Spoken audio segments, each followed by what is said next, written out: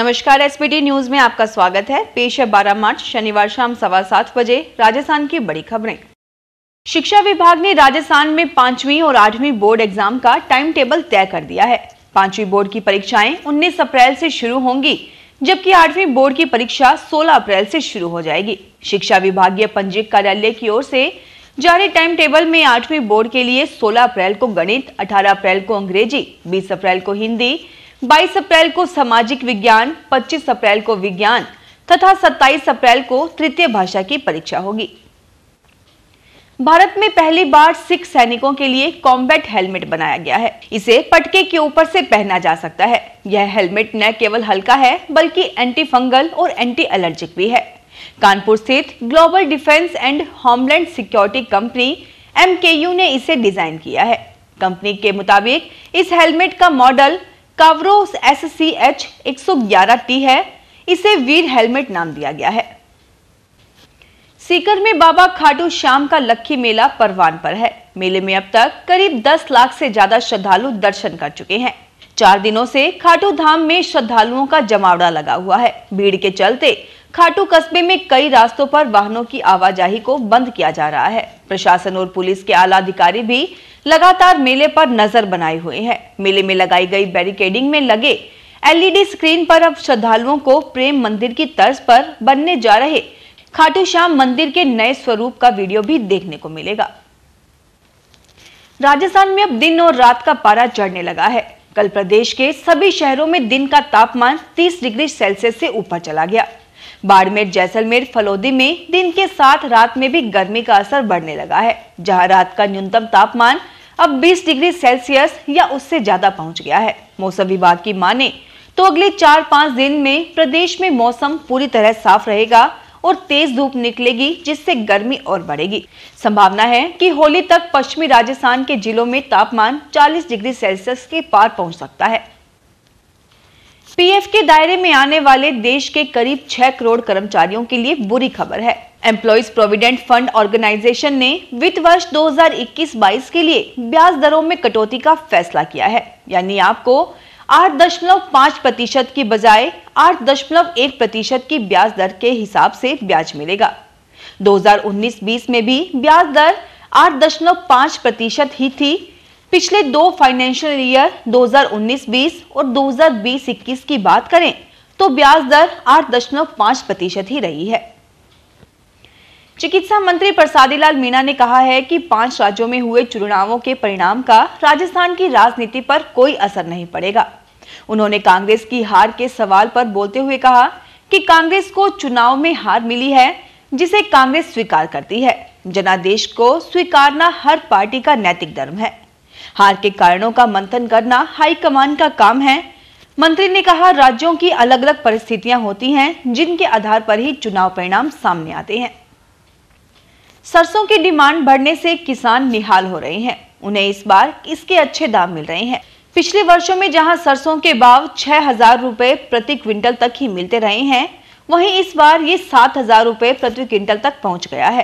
पिछले कुछ समय में पाम ऑयल का इंपोर्ट बंद होने से सरसों की डिमांड बढ़ी और इसके साथ ही किसानों के इसके प्रोडक्शन के प्रति रुचि दिखाने से इस बार इसका प्रोडक्शन भी करीब 60 से 70,000 हेक्टेयर तक बढ़ गया है। राजस्थान के मुख्यमंत्री अशोक गहलोत द्वारा बजट 2022-23 की घोषणाओं का क्रियान्वयन के तहत चिकित्सा विभाग ने 10 नई मोबाइल फूड सेफ्टी लैब्स बनाए जाने की स्वीकृति दी है। चिकित्सा मंत्री प्रसादी लाल मीणा ने कहा कि मुख्यमंत्री की बजट घोषणाओं को धरातल पर लाने का कार्य विभाग की सर्वोच्च प्राथमिकता में है। इसी के चलते ये स्वीकृतियां जारी की गई हैं। उन्होंने बताया कि 10 नई फूड सेफ्टी लैब के प्रारंभ होने से प्रदेश में आमजन को खाद्य पदार्थों की जांच तुरंत करवाने की सुविधा मिल सकेगी। प्रधानमंत्री गरीब कल्याण योजना के अंतर्गत देश भर में राष्ट्रीय खाद्य सुरक्षा योजना NFSA सहित अन्य लाभार्थियों को हर महीने मिलने वाला निःशुल्क गेहूं अब बंद होने जा रहा है। मार्च महीने में अंतिम बार प्रत्येक व्यक्ति को 5 किलो फ्री खाद्यान्न दिया जा रहा है। इसके बाद यह योजना बंद कर दी जाएगी। कोविड-19 काल में केंद्र सरकार ने 1.5 साल से अधिक समय तक देश की करीब 70% आबादी को निःशुल्क गेहूं सहित अन्य खाद्यान्न उपलब्ध करवाया। यूपी में सीएम योगी होली के बाद दूसरी बार सीएम पद की शपथ ग्रहण कर सकते हैं। उत्तर प्रदेश में फिर योगी सरकार को स्पष्ट बहुमत मिला है। उसने 273 सीटें हासिल की हैं। हालांकि इस बार सीटें कम हुई हैं। भाजपा पिछली बार रिकॉर्ड 312 सीटों पर जीती थी। राज्य में समाजवादी पार्टी का प्रदर्शन भी सुधरा है। वह 125 सीटें जीतने में कामयाब रही है। पिछली बार सपा ने 48 सीटें जीती थी। चौथका बरवाड़ा कस्बे के गवर्नमेंट सीनियर सेकेंडरी स्कूल में 6 मार्च तथा 9 मार्च को चोरी हुई थी। चोरी में मुख्य रूप से स्कूल में पढ़ने वाला एक नाबालिग छात्र ही आरोपी है। अब तक चोरी सामान के साथ 4 नाबालिग बालकों तथा एक ड्राइवर को पुलिस ने पकड़ा है। पकड़े गए आरोपियों से चोरी की अन्य वारदातों का भी खुलासा होने की पुलिस को उम्मीद है। पुलिस को अभी 4 और नामजद आरोपियों की तलाश है। रूस यूक्रेन युद्ध का असर अब टेक्सटाइल उद्योग पर अप्रत्यक्ष रूप से पड़ने लगा है। कपड़ा कारोबार में इस्तेमाल होने वाली सामग्री महंगी हो रही है। इससे कपड़ा भी महंगा हो रहा है। कारण कलर, केमिकल, कोयला व डीजल के दामों में लगातार तेजी है। प्रोसेस हाउसों ने 1 से 2 रुपए प्रति मीटर प्रोसेसिंग शुल्क बढ़ा दिया है। कपड़ा उद्यमियों का कहना है कि कलर व केमिकल में पहले 25% तक दाम बढ़े।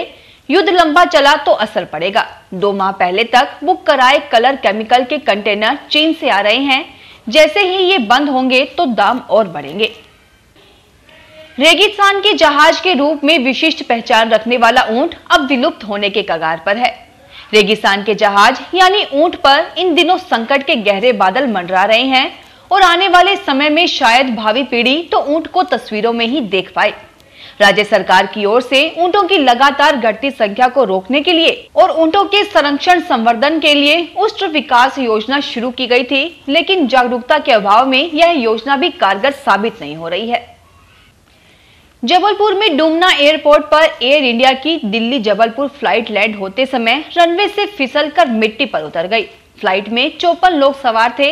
हालांकि कोई जनहानि नहीं हुई है। मौके पर एयरपोर्ट के फायर ब्रिगेड और फिर अधिकारी पहुंचे। घटना दोपहर 1:30 बजे की है।